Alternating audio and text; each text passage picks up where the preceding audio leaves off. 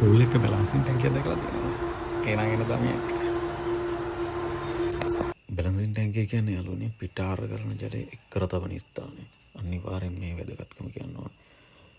Pool එකේ ධාරයට සමතල වන පරිදි පරිපූර්ණ ජල මට්ටමක් පවත්වාගෙන යාම. අනිවාර්යෙන්ම පිටාර කරන තැනටමත් ෆිල්ටර් කරන ජලය නැවත භාවිතා කිරීමෙන් ජලය රසායන ද්‍රව්‍යයන් ආස්තියාවම කිරීම මේ වැදගත් කාර්යය. අනිවාර්යෙන් ටැංකිය පතුලේ තියෙන රුම් මඩ තෙල් වැනි අපද්‍රව්‍ය එකතු වේ හැකි බැවින් සමීප ආරක්ෂක ප්‍රමිතීන් පවත්වාගෙන යාම සඳහා මේ අවශ්‍යයෙන් වසරකට වරක්වත් අනිවාර්යෙන් පිරිසිදු කරන්න ඕනේ යාළුවනේ. ඉතින් යාළුවනේ ලයික් එකක් කමෙන්ට් එකක් අනිවාර්යෙන් දාන්න. දම්මියා ෆලෝ කරලා තියාගන්න. ඉතින් ඔයාලට සුබ දවසක් ජය වෙන්න ඕන. ඉතින් කියින් එන්න බයි බයි. පූල් එක බැලන්සින් ටැංකියක් දැකලා තියෙනවා. ඒ නම් එන දමියක්.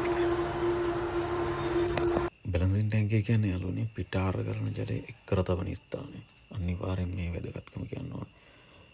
පූල් එකේ ධාරයට සමතල වන පරිදි පරිපූර්ණ ජල මට්ටමක් පවත්වාගෙන යාම. අනිවාර්යෙන්ම පිටාර කරන තැනටමත් ෆිල්ටර් කරන ජලය නැවත භාවිතා කිරීමෙන් ජලය රසායන ද්‍රව්‍යයන් ආස්තියාවම කිරීම මේ වැදගත් කාර්යය.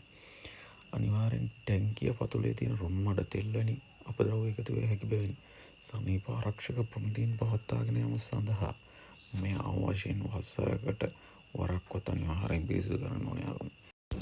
ඉතින් යාළුවනේ ලයික් එකක් කමෙන්ට් එකක් අනිවාර්යෙන් දාන්න.